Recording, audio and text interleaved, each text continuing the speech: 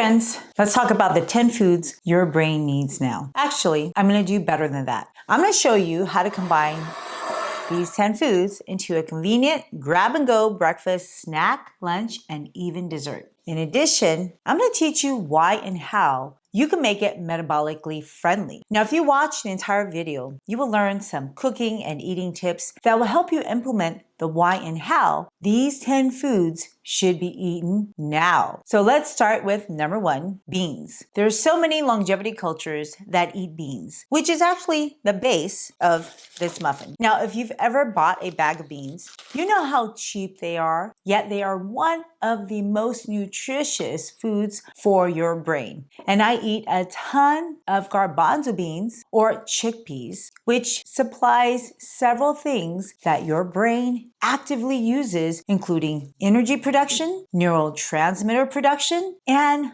long-term longevity protection. Now for energy, beans are a great source of glucose that does not give you those glucose spikes or insulin surges. And at the same time, they will in fact help you lower your blood sugars, not only in the meal that you're eating them, but in your subsequent meal. It provides vitamin B6, which is required to make these key neurotransmitters like serotonin, the happy hormone, dopamine, the excited hormone, and GABA. These are all vital neurotransmitters for your brain to talk to yourself. Know anyone with cancer? I don't want to join that club. So I work hard daily to eat ingredients like folate that supports methylation pathways needed for neurotransmitter balance and DNA repair in neurons. Now, did I mention magnesium? Those are also rich in beans, which half of America is not eating enough of. No, not just the beans, but the magnesium. Magnesium helps regulate NMDA receptors and calm excessive neuronal firing, while iron, which is also in beans, supports oxygen delivery and mitochondrial energy generation in brain tissue. Now, garbanzo beans also contain choline precursors that contribute to acetylcholine production for memory and attention. Plus, the steady state release of complex carbohydrates from a bean can fill your brain without, again, those sharp glucose spikes. And finally, did you know that even garbanzo bean flour, which is here, has more fiber than your white flour? And that fiber feeds your gut microbes, and in turn, they make short-chain fatty acids, which indirectly supports brain health through the gut-brain axis to reduce neural inflammation. 1 cup of garbanzo bean flour is what I put in this bowl. And I know some of you may not like beans because they give you gas. Do you know why you get gas? Those buggers are waking up after a long hibernation and cheering because they finally get some food. Now, literally, they are growing in your immune system, and they talk to your immune system. They are your immune system to keep your brain healthy. Ever heard of BDNF? Well, brain-derived neurotrophic factor? Sounds pretty healthy, doesn't it? It is very healthy. It is very protective of your brain. And did you know how you can get some of that? Beans. Or you can go exercise. And what if you did both? Basically, movement and food can increase your BDNF. And boy, do I have more powerful foods to show you. The quality of your foods makes the quality of your brain. And unfortunately, society has trained us out of being food snobs.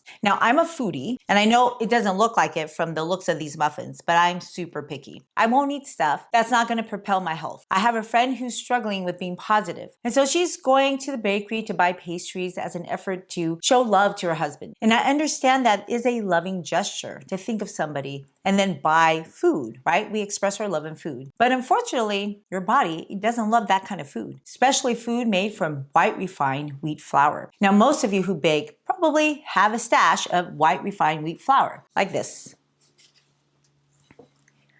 Looks pretty white, doesn't it? Well, I would put this away in your cupboard. Actually, put it in your trash. This really isn't whole food. Okay, maybe don't throw it away. Put it and make it into Play-Doh so your children can manipulate it. Or maybe your grandchildren can manipulate it. But don't eat it. They can have fun with their hands. So did you know that the actual wheat is not this color? It's brown. So why is this color white? The color in plant kingdoms represent powerful nutrients that safeguard your brain against literally pooping out early. Look, folks, our bodies are like cars, and we need to have maintenance regularly. And I would say we need to have it on a daily basis with every meal, every time we eat. And when you eat stuff like this, white flour, you're missing out on nutrients that support your brain for maintenance, right? To maintain a healthy environment. So instead of those refined starchy flours that take up precious real estate space in your stomach with empty calories, I prefer to replace those dry ingredients with garbanzo bean flour and another flour called almond meal. The almond are high in vitamin E that protects your neuronal membranes from oxidative damage. The brain is especially vulnerable to lipid peroxidation because it's so rich in fats, and it consumes a large amount of oxygen to heat things up, right? You add oxygen to fire and you have a flame. So vitamin E helps stabilizes those fats, which is why higher dietary vitamin E intake is consistently associated with slower cognitive decline in observational studies. This is not taking a vitamin E supplement. And almonds are also a strong source of magnesium. Remember? The mineral that people are deficient in. The brain uses a ton of magnesium to regulate synaptic signaling and neuronal excitability. Adequate magnesium supports learning and memory by modulating NMDA receptors and preventing excessive calcium influx that can lead to excitotoxic stress. Yes, stress is stressful even for your brain. So many people run chronically low in magnesium, which makes almond flour, actually almonds, a way that we can get and correct our magnesium insufficiency. Now, almonds also provide riboflavin, vitamin B2, which is essential for mitochondrial energy production in our brain cells. Neurons are energy intensive. It takes a lot of work to think, and riboflavin is required for flavoproteins in the electron transfer chain to create energy. So this ties almonds to sustain mental energy rather than short-term stimulation like your sugar and caffeine. Almonds are not low in fat, but the brain is also pretty fatty, right? And again, they get easily damaged by oxidation, by the heat, by the oxygen, and it needs constant support. So the monounsaturated fats in almonds, it helps to maintain a healthy cerebral blood vessels, basically blood pressure support, to help you maintain insulin sensitive in your brain. And this matters because impaired insulin signaling in the brain is now recognized as a major contributor to aging and neurodegenerative processes. So almonds also happens to improve the lipids that are going in your blood. It reduces oxidative stress, and both of this supports long-term brain perfusion, basically blood flow to your brain. Now, there is a difference between almond flour, almond meal. So if you buy almond flour that is from whole almonds, very different than blanched almonds. The difference is because of how the almonds are processed. So almond meal and whole almond flour, they're made by grinding whole almonds with the skin intact, which gives it a darker color. Visible brown flecks, slightly coarser texture, and a nutty flavor because the skin is included. Almond meal contains more fiber and polyphenols, which can be beneficial for your gut health and metabolic signaling that indirectly supports the brain. Blanched almond flour is typically made with the skins removed, right? That's the point of being blanched. So it's pale, so it looks more like this. Don't eat pale food, folks. It won't have the powerful polyphenols and the fiber in whole almond. But you know, people like to manipulate their food, so they want it lighter. The reason why I put almond flour is to manipulate the texture and the taste to make it not so hard. Remember, I'm manipulating it because I'm playing chemistry to kind of make this thing, right, from a bunch of powder. But I'm trying to put quality ingredients. It makes a huge difference because the skin of these foods contain polyphenols. These foods contain fiber, they have resistant starch. They all interact with your gut microbiome. And these compounds are metabolized differently to reduce inflammation and make anti-inflammatory molecules that can cross your blood-brain barrier, right? So it promotes this gut-brain axis to help reduce brain inflammation, neuronal inflammation, which is a driver of cognitive decline. For baking purposes, I actually add this instead of adding oils and fat because those things are purified products that can lead to lipotoxicity. So I counteract that by eating whole foods. And all these foods that I'm listing in this video will counteract that process. And you will be surprised that you probably eat a lot of these things by itself, like let's say flaxseed. But I'm gonna teach you how to elevate your flaxseed experience. So to this dry mixture, mix half a cup of ground flaxseed. I'm using flax seeds as a binder to stick these ingredients together, because if I didn't do that, this whole thing would fall apart. However, flaxseed just so happens to powerfully support my brain, to lower the inflammation, protect my neurons, the structure of my neurons. You see, the brain is constantly inflamed just from being alive. It's kind of like your computer, right? You turn it on, it heats up. Well, it heats up because it has so much oxygen and fat, right? And when heat, what does heat do to fat? It kind of melts it, okay? So if you think of it like that, we got to eat things that support our fat. And if you read the Bible, Genesis 1:11, it actually references seed-bearing plants as one of the very first life on earth, really to support the rest of the lives on earth, right? And even if you don't read the Bible, if you watch the movie WALL-E, you'll appreciate seed-bearing plants allow people to live on earth. Eat more seed, folks, like flax seeds, which are rich in alpha-linolenic acid, an omega-3 fat that helps keep your brain cells flexible and supports anti-inflammatory signaling. Even though you have less that converts from DHA, regular intake still improves your brain inflammatory balance. Flaxseed is also high in lignans, antioxidant compounds that are crucial and converted by your gut bacteria into bioactive forms that support your blood flow and protect your neurons.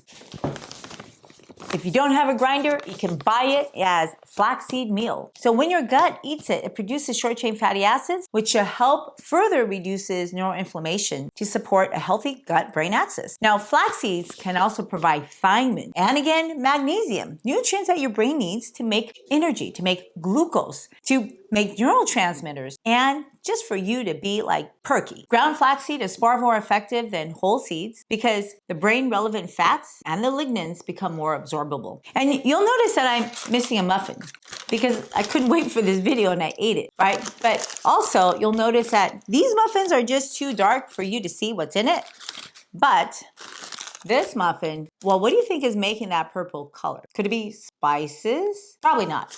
But yet, spices are still an excellent addition for your brain health. So I have a couple of spices right here. Ceylon cinnamon and turmeric. And they provide antioxidant and anti-inflammatory effects for my body and my brain. Now, spices like cinnamon contain polyphenols that protect your neurons from oxidative damage to preserve your cell membrane integrity. And experimental data suggests that cinnamon compounds can interfere with abnormal protein aggregation involved in neurodegenerative processes, and it also may help calm microglia overactivation, which is a key driver of chronic neuroinflammation. Now, compared with cassia cinnamon, I have here Ceylon cinnamon. There's a huge difference. Ceylon cinnamon is extremely low in coumarin. Coumarin is a toxin, makes your blood really thin. It's a liver toxin as well. So it's much safer to eat this to avoid the liver and other neurological toxicity concerns with cassia cinnamon. Bad news is most stores, they probably don't sell this stuff. They're selling you cassia cinnamon if they don't actually specifically label Ceylon cinnamon. The next spice is turmeric. I add a quarter teaspoon, by the way, of cinnamon and turmeric. Turmeric supports that brain health by protecting your neuronal DNA and mitochondria, which also has DNA, from being damaged from everyday toxins in your environment, as well as your own toxins that you make from oxidative stress. Its active compound, curcumin, reduces neuroinflammation, stabilizes cell membranes, and supports antioxidant systems that shield your brain from the micro damage that is triggered by the compounds we're routinely exposed through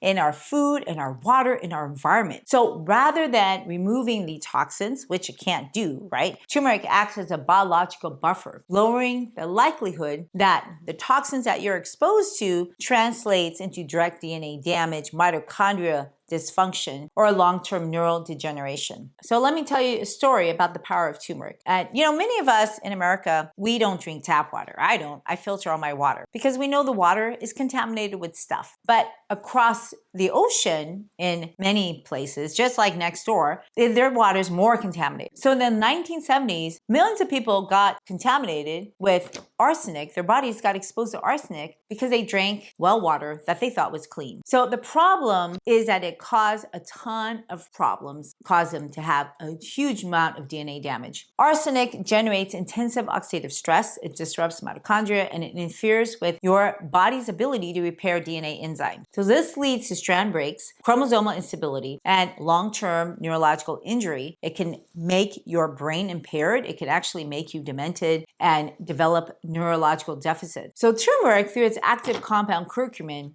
It's actually been shown in experimental and population relevant studies to reduce arsenic-induced DNA damage. It's incredible. But understand that curcumin, it doesn't remove the arsenic from the body. It's in your benefit not to collect arsenic, but it does lower how harmful it is by suppressing its oxidative stress, and it calms neural inflammation, and it basically preserves your mitochondrial function and supports the intrinsic DNA repair pathway. So in this content, turmeric functions as a protective dietary buffer. It reduces the potential injury from the arsenic, which in some places are unavoidable because they eat contaminated food grown in water or they drink contaminated water rather than acting as a detox or a chelator. Hi friends. I am so thrilled that you want to take charge of your health and take charge of your food. Now, I know nutrition can be complex, but it doesn't have to be. And I'm here to support you in this lifelong journey.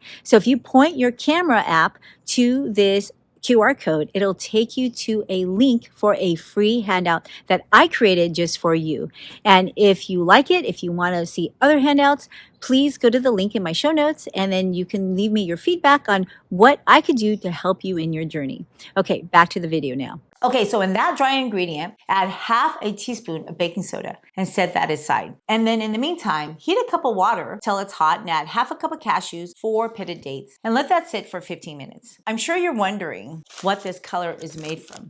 Now, while it's waiting, let's take a deeper dive into the nutritional and metabolic effects between, this white flour and this garbanzo bean flour, okay? They're both flour, so why is it so different? So let's really take a look at these two. Even if I couldn't read English, I wouldn't pick this because it's so white. And as long as you're not eating food coloring, you should be eating colored food, okay? Because in nature, everything is colored. And when you eat starch, which is what this is, without a fiber matrix, you're actually feeding pathogenic gut microbes that will rapidly convert starch into sugar to spike your glucose even higher. And it wouldn't be a problem if you're an athlete, if you're working out, live in Europe, and you have to take the public transportation all the time. You get a lot of steps in. But when you don't, and when you're eating starch, which converts directly to sugar, you will metabolically see those consequences if you overeat them. Now, sugar is a complex thing. There's so many different types of sugar. And basically, it boils down to, is the sugar usable for energy or structure? Literally, every energy molecule that you consume could potentially be used as structure to rebuild your body parts if you eat the right ones. And here is the difference between these two buckets. When you're using a lot of energy, you probably won't be building structure. Hence, people who are aggressively overactive,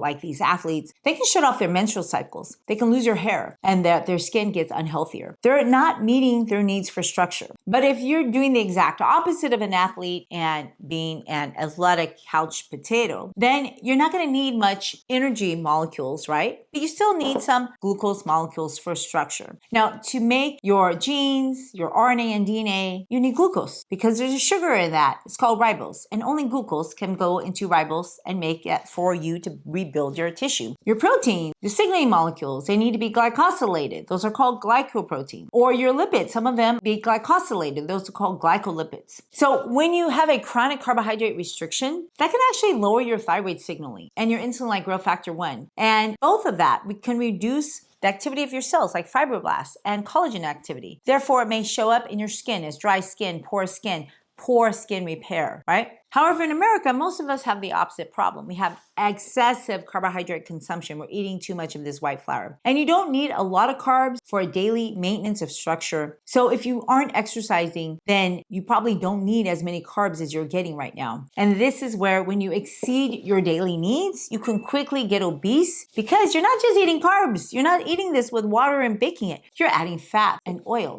And the two together causes lipotoxicity. This is where beans are protective. Beans don't spike your insulin like white flour. And a higher insulin leads to weight gain. And oftentimes, you're probably, like I said, not eating the white flour by itself, right? It's added to lipotoxic agents like oils and fats. But when you directly eat your fat, you're eating highly caloric foods that support being pre-diabetic, diabetic, and overweight. Whether this is added oils like olive oil or butter, or you're eating meat. It all starts because those foods destroy your metabolism, making you insulin resistant, causing you to accumulate fat and it starts in your liver. But you don't have to eat starch to have fat in your liver. You don't have to eat any food. You can basically drink alcohol. You have the same thing. Or you can eat sucrose. And that's why it's important to understand the difference between this powdered chemical, sucrose, even if it's brown sugar with molasses, or whole foods in nature, like these dates. So this whole thing required 4 dates, which is equivalent to the weight of this sugar, 20 grams. 20 grams of this sugar is 240 calories, while 4 dates is 65 calories. There's no comparison. If you're going to eat the chemical sugar, you're going to eat a highly caloric ingredient, even if you put a little bit. And just because you hide it in flour like this,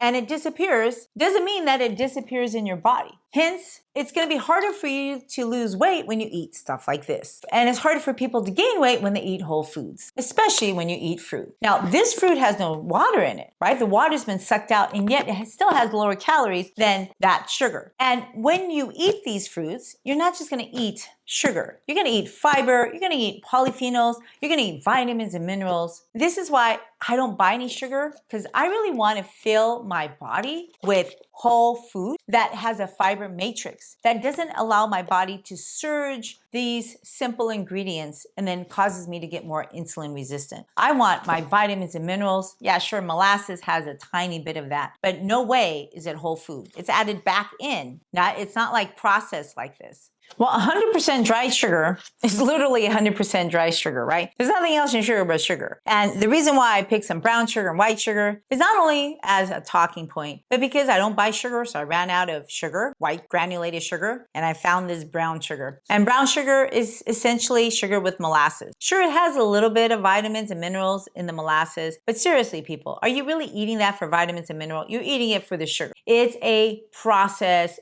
chemical. It's not even food. After about 15 minutes of that cashew soak, pour half the water out and then puree the cashews and the dates that are soaking in it to a creamy emulsion. That's going to be a base of your creaminess as well as the sweetness of these 12 whole muffins that I made for this recipe. And the reason why I use cashews is because I don't want to add processed ingredients like oils and butters. And of course, use this parchment paper. I'm too cheap to buy muffin cups, and I think these parchment paper works pretty good. This way I use less oil on the bottom so it doesn't get stuck. Now, cashews support your brain through their mineral content as well as their healthy fats. Again, they're rich in magnesium, which helps to regulate neuronal firing and supports learning and memory by stabilizing synaptic signaling. Many people are chronically low in magnesium. That's why I keep repeating that. This makes cashew a useful dietary source to get your magnesium. Cashews are also high in copper, a mineral required for your mitochondria to make energy. It also is required for antioxidant enzymes and making your neurotransmitters. So adequate copper is essential for maintaining your myelin sheath, the integrity of the myelin, the efficiency of your nerve signaling.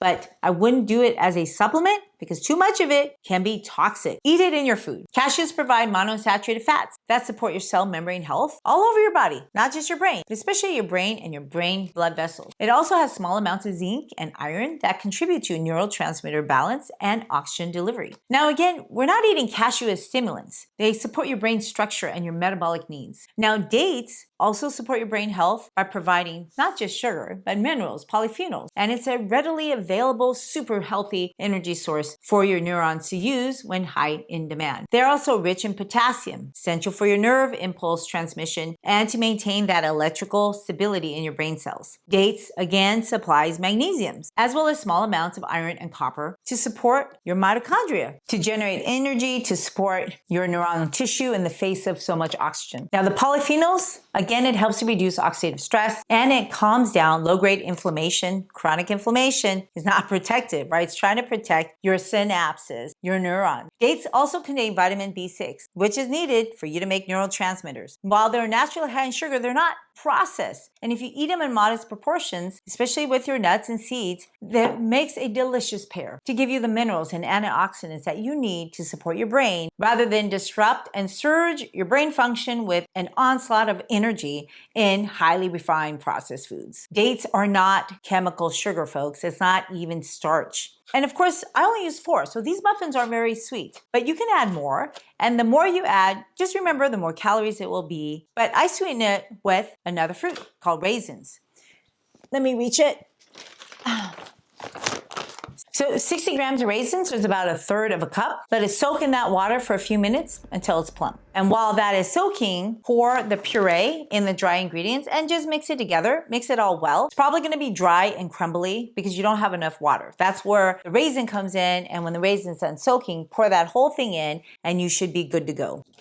I never liked raisins as a kid, but my school always tried to feed it to me. And now I realize raisins are just grapes. They support brain health by providing minerals and polyphenols that protect your neurons and support signaling. They contain potassium, which is essential for nerve impulse transmission, and small amounts of iron and copper that again support your oxygen delivery and mitochondrial function for you to make energy in your brain cells. Now, raisins are also rich in polyphenols that reduce oxidative stress, right? Your brain is stressed out all the time, more so than you think. And this supports good blood flow in your brain. The fiber in the raisins, well, that feeds your gut microbiome. That's your immune powerhouse. And this indirectly, again, supports the gut-brain axis to help you lower brain inflammation. And sure, they have a lot of sugar, but when you eat in modest amounts, especially with nuts or seeds, they act more as neuronal support than stressing your metabolism. So a 1/3 cup of raisins has 160 calories. That's 60 grams of food compared to 60 grams of pure sugar, which is over 200 calories. But the reality is, even if we were equivalent in calories, they're not digested the same way in your body. So when you eat simple sugars and starch,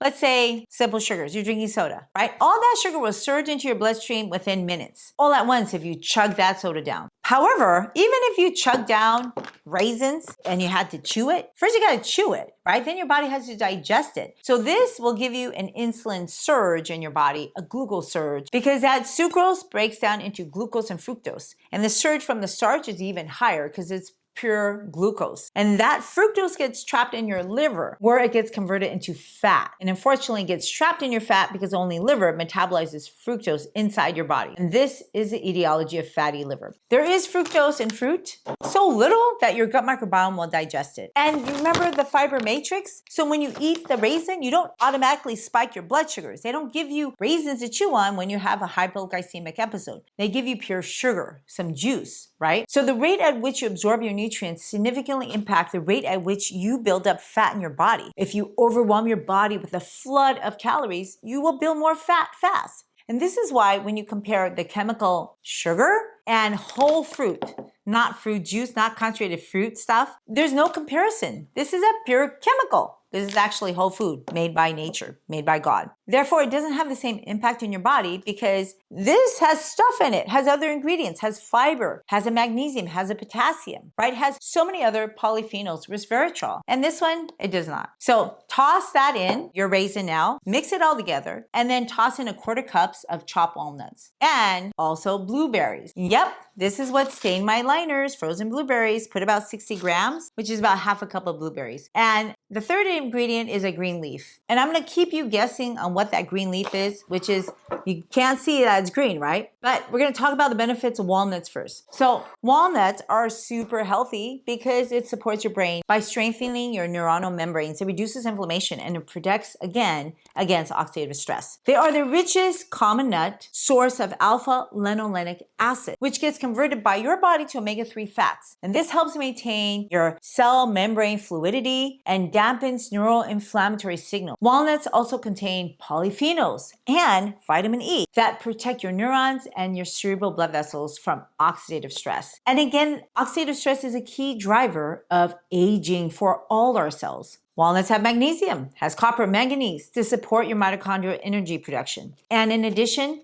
lots of antioxidants to support your brain cells. So regular walnut intake has been associated with better memory performance and slower cognitive decline. I mean, why would we leave that vitamin on the table, right? The walnut vitamin. And a lot of it may be because it provides structural fats, reduces inflammation, it protects you, right? Rather than just stimulate yourself short term like with this sugar. Well, next, let's vote in blueberries. Blueberries support your brain health mainly through high purple anthocyanin content. Those polyphenols, they do cross your blood-brain barrier and they protect your neurons from oxidative stress. and it calms neuroinflammation. Blueberries have been shown to support memory, learning, and processing speed by improving signaling between your neurons, protecting those synapses from age-related decline. They also support blood flow to your brain and your mitochondria to be more efficient. This helps your brain maintain energy without overstimulating. And remember, blueberries are low in calories and in sugar relative to this stuff, right? Especially compared to the antioxidant load. They are neuroprotective blueberry packed jewels. They do not stress your metabolism, and I believe everybody should be eating them regularly. And finally, let me tell you what the green leaf is in these muffins. Matcha powder. Yeah, it's a tea, and yeah, it has a little bit of caffeine, a third of the caffeine of a cup of coffee. And if you're so sensitive, don't eat these muffins late. Green tea supports your brain health through a unique combination of polyphenols and amino acids. Its compound EGCG reduces oxidative stress, that word again, reduces neuroinflammation. It helps protect your neurons and synapses